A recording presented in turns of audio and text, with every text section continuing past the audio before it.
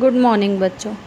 आज मैं आपको क्लास 8th संस्कृत सब्जेक्ट के 5th और 6th चैप्टर दोनों का पाठ एक साथ समझाऊंगी। 5th चैप्टर आपका है महाकवि कालिदास खंड का, और आपका 6th चैप्टर है महाकवि कालिदास खंड खा, है ना। तो ये एक ही कहानी के दो पार्ट हैं बच्चों। तो मैं आपको दोनों कहानी एक साथ समझाती हूँ। मैं इसको पहले संस्कृत में पढ़ूँगी, उसके बाद आपको हिंदी में इसका अनुवाद करके बताती जाऊँगी। महाकवि कालिदासः संस्कृत साहित्यस्य जगत प्रसिद्ध कविरासीत्। महाकवि कालिदास संस्कृत साहित्य के जगत प्रसिद्ध कवि थे। इंग्लैंड देशवासिनः तु तं शेक्सपियर इति नाम्ना संबोधयन्ति। इंग्लैंड के लोग तो इन्हें शेक्सपियर के नाम से भी बुलाते थे।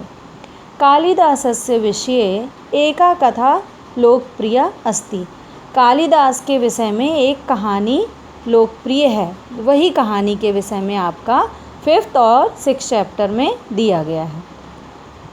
उज्जैन्यां समीपे राजा विद्याधरस्य राज्यः आसीत्। उज्जैन के पास में राजा विद्याधर का राज्य था।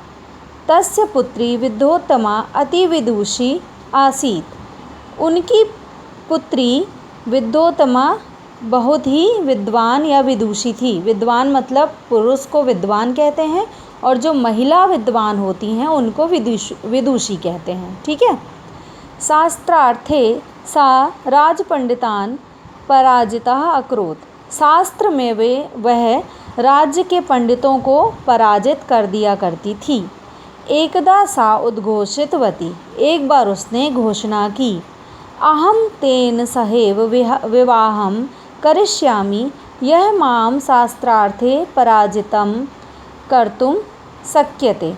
मैं उसके साथ विवाह करूंगी जो मुझे शास्त्रार्थ में पराजित कर सके। सर्वे पंडिताः ईर्ष्याः अचिन्तयत्। सभी पंडित उससे जलन के कारण सोचने लगे। अस्याः विवाहः तु मूर्खेण सह करिष्यामः। इसका विवाह तो हम किसी मूर्ख के साथ ही करवाएंगे। मार्गे गच्छन् पंडिताः एकं युवकम् अपश्यन्। मार्ग में जाते समय पंडितों ने एक युवक को देखा। सः मूर्तया यस्मिन् शाखो उपविष्ट आसीत् तामेव शाखां कुठारेण कर्तने मग्नः आसीत्। वह बहुत ही मूर्ख था। मूर्खतावश एक शाखा पे बैठ के उसी शाखा को वह कुल्हाड़ी से काट रहा था।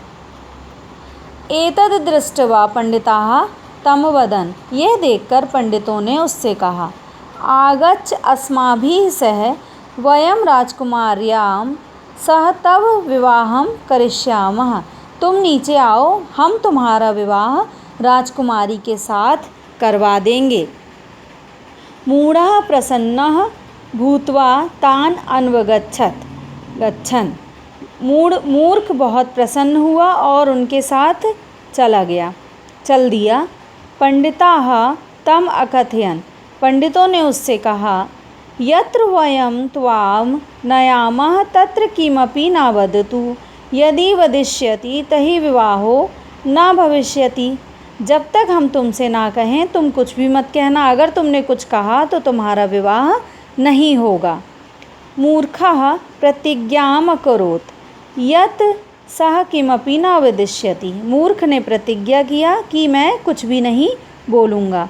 पंडिताः तं पंडितवत् आभूष्य राज्ञं समीपम् आनयन् अवदन्। पंडितों ने उसे पंडित की वेशभूषा पहनाई और सजाकर राजा के पास ले गए। च महाराज एषः उज्जैनी नगरस्य विद्वान आचार्यः। हे महाराज, ये उज्जैन नगर के बहुत विद्वान आचार्य हैं। अधुना मौन व्रतम आचरति। अभी इन्होंने मौन व्रत धारण किया है। एषः एव राजकुमार्या सह शास्त्रार्थे समर्थः, परंतु एषः संकेतः एव उत्तराणि दास्यति। ये राजकुमारी के साथ शास्त्रार्थ करने में समर्थ हैं और परंतु ये केवल संकेत में ही उत्तर देंगे। राजकुमारी इदं सम्यं स्वीकृतवान्, राजकुमारी ने ये सब स्वीकार कर लिया। राजा प्रसन्नोऽभवत्, अग्रिम दिने च राजसभाम् आहूतवान्, राजा बहुत प्रसन्न हुए। अगले दिन उन्होंने राज्यसभा को बुलाई। अब बच्चों इसके आगे का जो है कहानी वो नेक्स्ट चैप्टर मतलब 6 चैप्टर में है, वो भी मैं आपको समझा देती हूँ। 6 चैप्टर महाकवि कालिदासः खंड खा। ठीक है। अन्य दिवसे राजसभायां विद्वोत्तमा मूर्खेण सह शास्त्रार्थं तत्परा आसीत्।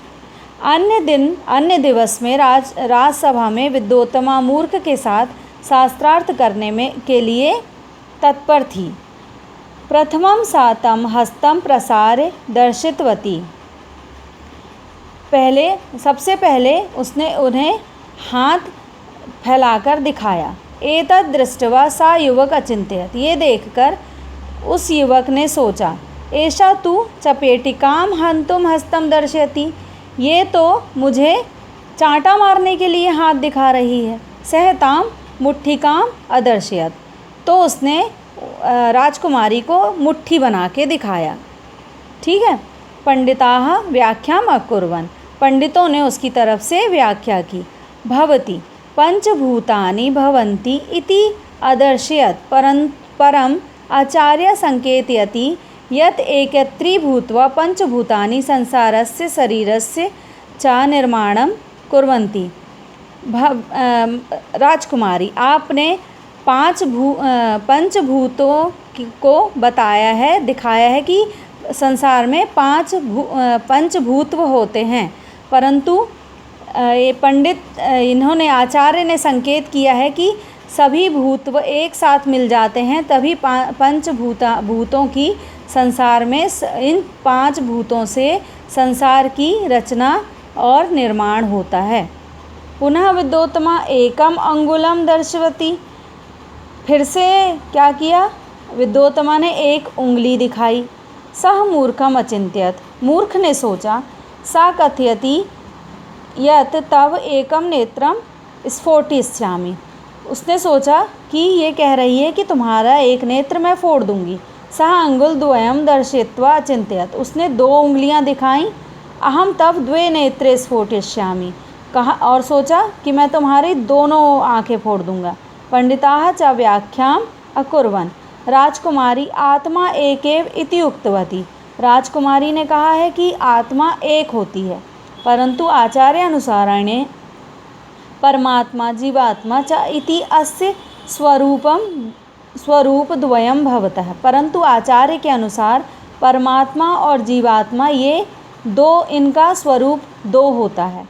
सर्वे साधु साधु इति उक्त्वा करतल ध्वनि अकुर्वन्, सभी साधु साधु कह के जोर जोर से चिल्लाने लगे। राजकुमार्या सह युवकस्य विवाह अभवत्, इसके बाद राजकुमारी के साथ उस युवक का विवाह हो जाता है। एकदा सह उष्ट्रं दृष्ट्वा उटर उटर इति उच्चे अवदत्, तदा सौभाग्यं निन्दन्ती राजकुमारी तम गृहात् बहिष्कृतवती। एक बार वह ऊँट को देखकर उटर उटर ऐसे जोर जोर से चिल्लाने लगा। सौभाग्य से उसी समय राजकुमारी अपने घर से बाहर आती है। पश्चात्तापतः ग्लानिपूर्णचेतः सा वाराणस्यामगच्छत्, तत्र निष्णातः भूत्वा सह विद्वान महाकविश्चाभवत्।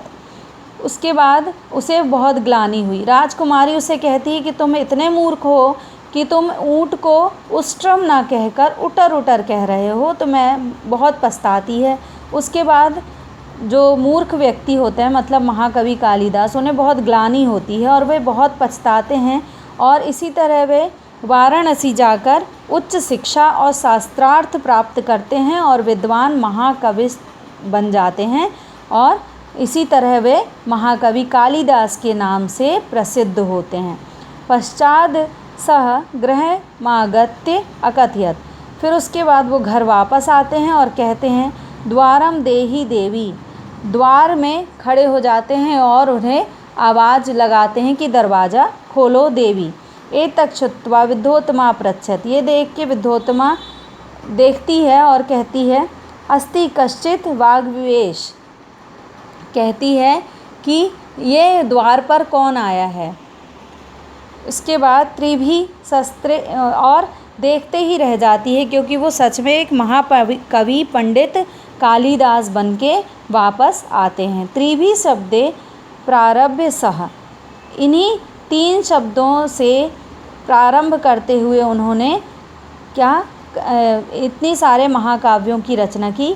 कुमार संभवम, मेघदूतम, रघुवंशम च महाकाव्यानाम रचनाम करोत्, इन महान महाकाव्यों की रचना की। तस्य अभिज्ञान शाकुंतलम नाटकम तु संपूर्णे संसारे अति प्रसिद्धो अस्ति। उनका एक अभिज्ञान शाकुंतलम नामक नाटक संपूर्ण संसार में बहुत अधिक प्रसिद्ध हुआ। जनश्रुति है कि अस्ति यत् सः महाराज्ञ विक्रमादित्यस्य सभायां नवरत्नेषु एकः आसीत्। ये भी सुना गया है कि वे महाराजा विक्रमादित्य के 9 रत्नों में से एक थे।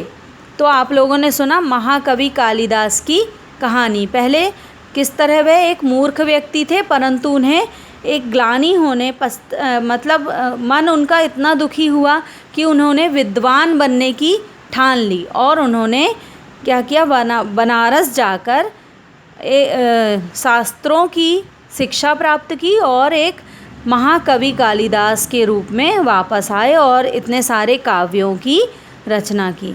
तो बच्चों, ये दोनों चैप्टर के PDF एक्सरसाइज क्वेश्चन आंसर्स मैं आपको सेंड कर दूंगी। आप उसको अच्छी तरह से लर्न कीजिए और अपनी कॉपी में नोट कीजिएगा। ओके बच्चों।